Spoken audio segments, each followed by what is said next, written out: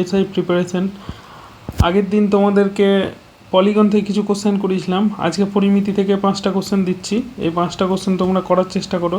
এগুলো খুবই সোজা কোশ্চেন এবং বিভিন্ন সময় বিভিন্ন রকমভাবে কিন্তু এসে থাকে, ফর্মুলা বেসড কোশ্চেন। ঠিক আছে, তাহলে চলো প্রথম কোশ্চেনটি দেখি।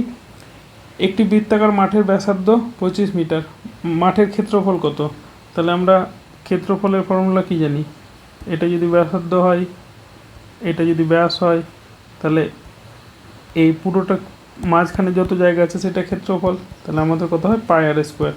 তাহলে পাই আর মানে কত? 25 স্কোয়ার।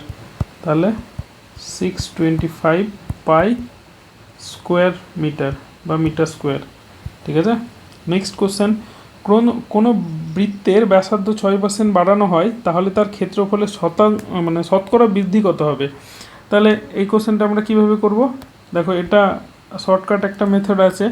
আমরা জানি কোনো জিনিসকে প্রথমে A% বাড়ানো হলো, তারপর B% বাড়ানো হলো, তাহলে ওভারঅল কত বাড়লো, বা ছাড়ের কোশ্চেন, এই কোশ্চেনগুলো এইভাবে কিন্তু করা যায়। A plus B plus A/B into 100।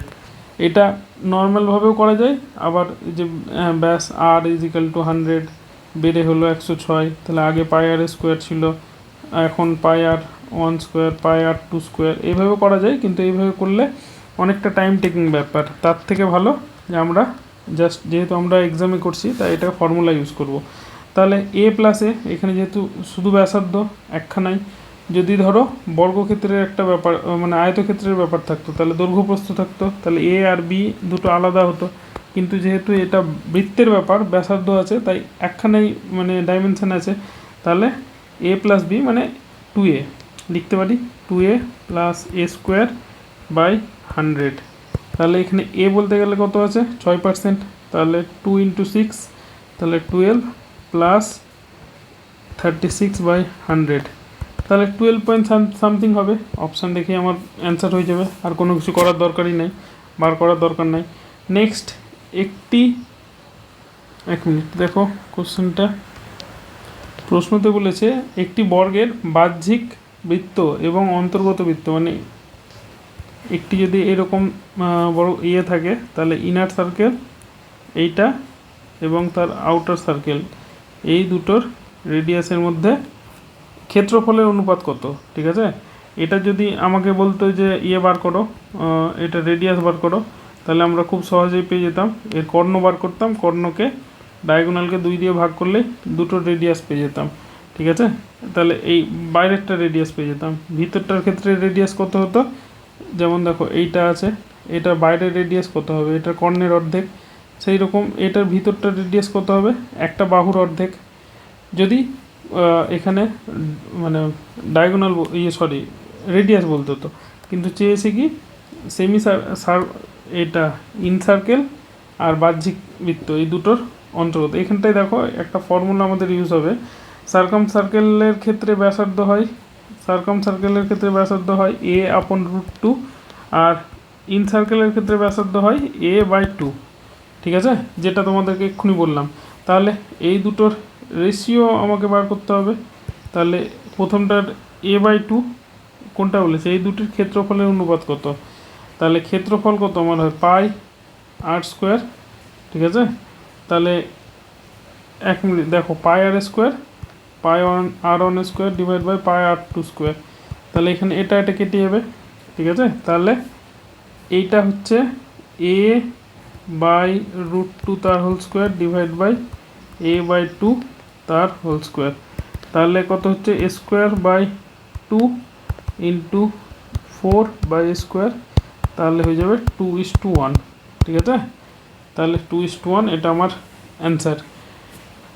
এইভাবে এটা কিন্তু ফর্মুলা আমার জানতে হবে। তাহলে ব্যাপারটা বোঝা গেল আশা করি, যে একটা বর্গক্ষেত্র আছে, বর্গক্ষেত্রের যদি বাইরের সার্কেলটা হয়, তাহলে তার মানে তার প্রথমে আমাকে ইয়েটা বার করতে হবে, রেডিয়াস বার করতে হবে, আর ভিতরেরটার ক্ষেত্রে রেডিয়াস বার করতে হবে। এবার ভিতরটার রেডিয়াস কি? সিম্পলি যেটা বাহু সেটাকে 2 দিয়ে ভাগ করলেই হবে, কিন্তু বাইরেরটার ক্ষেত্রে কর্ণ বার করতে হবে। ঠিক আছে, বাইরেরটার ক্ষেত্রে কর্ণ বার করে তাহলে 2 দিয়ে ভাগ করতে হবে। তাহলে কর্ণ আমরা কত জানি?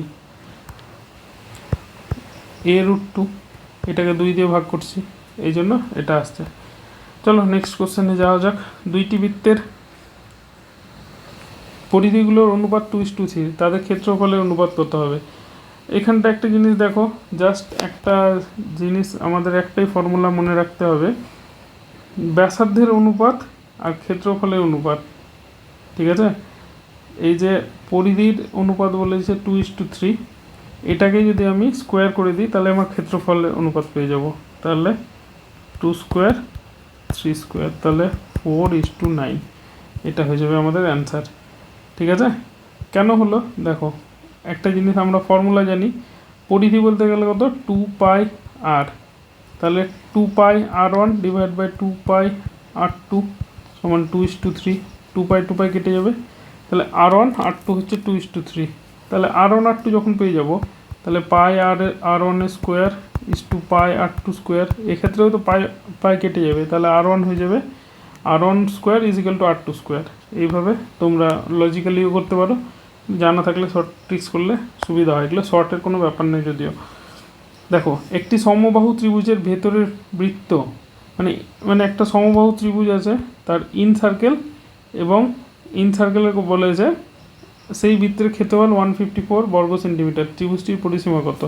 তাহলে এখানটা একটা জিনিস দেখো, এই অঙ্কটার ইন সার্কেলের ক্ষেত্রে একটা ফর্মুলা আছে, সেটা হলো রেডিয়াস সমান s√3/6।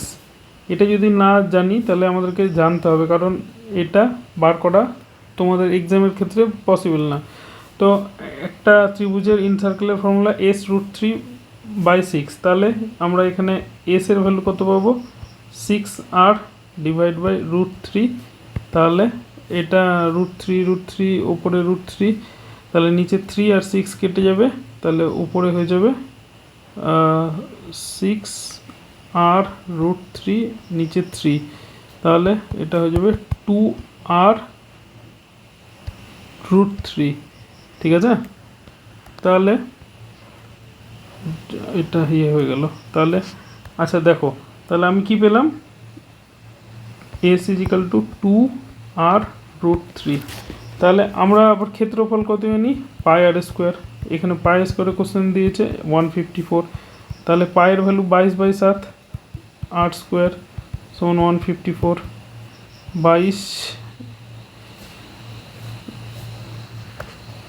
2 11 4 2 7, তাহলে 8 স্কোয়ার সমান 7 ইন্টু 7, তাহলে আর এর ভ্যালু কত পেলাম, 7, 7 হয়ে গেল, ঠিক আছে? এই আর এর ভ্যালুটা আমি এখানে পুট করে দেবো, তাহলে s ইজ ইকাল টু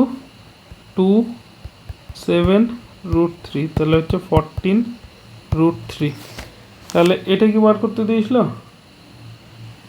আচ্ছা, এস একটা সাইড বেরালো, তাহলে পরিসীমা বলেছে এখানে, পরিসীমা হচ্ছে 3s, তাহলে 3 ইন্টু 14√3, তাহলে 342, এটা হয়ে যাবে আমার অ্যান্সার।